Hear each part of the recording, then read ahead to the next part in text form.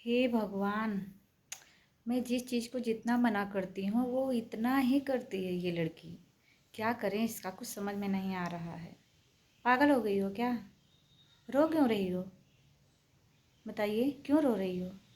किसी ने कुछ कहा है क्या आपको? किसी ने कुछ कहा है तो वो भी बताइए हमको, ठीक है? तो हेलो दोस्तों, स्वागत है हमारे लाइव में आप सभी का।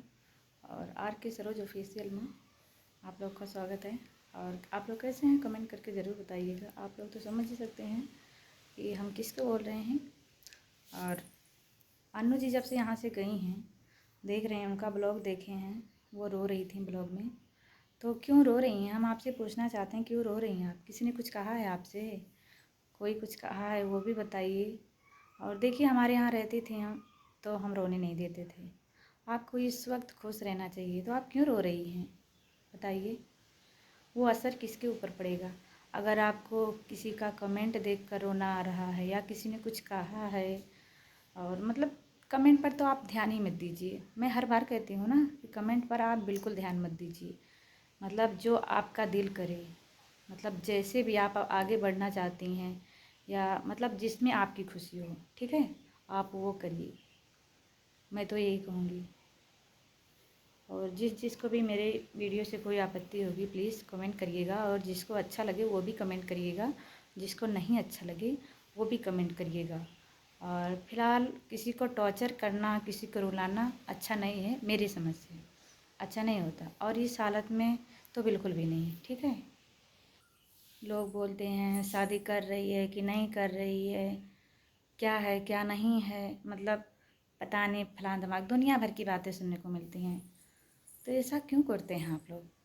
क्या सुकून मिलता है आप लोगों को? किसी को टॉर्चर करके आप लोगों को सुकून मिलता है? परेशान करना चाहते हो आप लोग? कोई रोड पर आ जाए, भीख मांगे, वो आप लोग को अच्छा लगेगा? खुशी खुशी अगर ज़िंदगी बसाना चाहती हैं तो आप लोग को कोई तकलीफ़ है? क्या तकलीफ़ है आप लोग को, बताइए। खर्चा तो उठा नहीं सकते हो आप लोग। बोलने का तो बड़ा बड़ा बड़ा बड़ा बोलने लगोगे कि ऐसा कर रही हो, ऐसा कर रही है, ये होगा वो होगा। अपनी मर्जी की मालिक हैं लेडीज़, अपनी मर्जी की मालिक नहीं हो सकती हैं। वो अपनी मर्जी से अपनी ज़िंदगी नहीं जी सकती हैं। फालतू में कमेंट करते रहते हो आप लोग। आप लोगों की बहन बेटी पर गुजरेगा ना, तब आप लोग को पता चलेगा क्या हो रहा है। और मुझे तो लगता है कि जिसके पास बहन बेटी का कदर नहीं होता है वही ऐसा कमेंट कर सकता है, जो एकदम बुज़दिल इंसान होगा। और जिसके पास थोड़ा भी रहे है ना, वो ऐसा कभी नहीं करेगा, ठीक है। तो समझा करो क्या बीत रहा है किसके दिल पर, मतलब बिना उसकी परेशानी जाने हुए, समझे हुए उस पर कमेंट करना गलत सही अच्छा नहीं होता है, ठीक है। तो प्लीज़ आप लोगों से यही गुजारिश है, मैं ये ब्लॉग इसलिए बनाई हूँ कि आप लोग प्लीज़, अगर किसी को एक पल की खुशी नहीं दे सकते हो तो किसी के बारे में बुरा भी मत सोचो, ठीक है। कोई हक नहीं है। जैसे कि कहते हैं ना, अगर भिखारी को भीख ना दो तो उसे भगाओ भी मत और टॉर्चर भी मत करो, क्योंकि भिखारी भी भगवान का रूप होता है, ठीक है। तो चलिए ठीक है, जैसे कि मतलब मेरा ये वीडियो किसी को गाली देना और किसी को परेशान करने की लिए मैं नहीं बनाया था। ये वीडियो मैंने नहीं बनाया था। और रही बात, मतलब आप लोग तो जानते हैं कि मतलब कुदरत का दिन है, जो भी है सब हंसी खुशी प्यार मोहब्बत सब कुदरत का दिन है। 4 दिन की ज़िंदगी है, कब कोई है कब नहीं है। तो जब जीवन में वो इंसान नहीं रहता ना, तब आदमी की कीमत पता चलती है उन लोगों को। तो प्लीज़ जो हैं उनकी कदर करना सीखिए, ठीक है। और हम यही कहना चाहते थे आप लोगों से। और प्लीज़ ऐसा ऐसा कमेंट मत करिए आप लोग। बस मेरा मकसद यही था आप लोगों को समझाना। समझदार होंगे तो समझ जाएंगे, नहीं समझदार होंगे तो नहीं समझेंगे, उसमें हम क्या कर सकते हैं। लेकिन फ़िलहाल आप लोग जैसा सोच रहे हैं वैसा अन्नू जी नहीं है, ठीक है। वैसा नहीं है, मेरे हिसाब से तो नहीं है। करीबन मैं ज़्यादा दिन से नहीं जानती हूँ, मतलब जितना मैं जानती हूँ मेरे हिसाब से तो वो बहुत ही सही हैं। अपनी जगह पर वो बहुत ही सही हैं, ठीक है। एक लेडीज़ दुख की मारी बेचारी लाचार वो तो इतना कर लेती है, मेरे ऊपर तो इतना अगर पड़ जाता ना तो शायद मैं तो अब तक इस दुनिया में नहीं होती, क्योंकि मैं झेल ही नहीं सकती इतना। लेकिन खुदा ना करे तो ऐसा मेरी ज़िंदगी में शायद मैंने किसी कर्म जन्म में या कर्म में नेक किया या बेकार किया।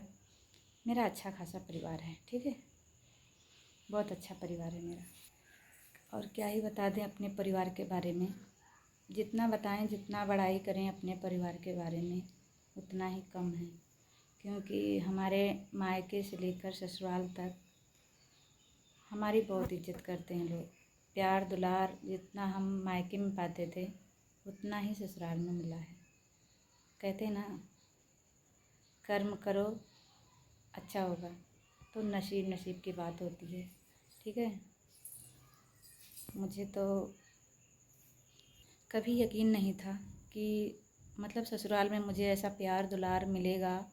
और बिल्कुल मैं मायके जैसे रहती हूँ, यहाँ पर भी मुझे मायका और ससुराल में कोई फ़र्क नहीं नज़र आता।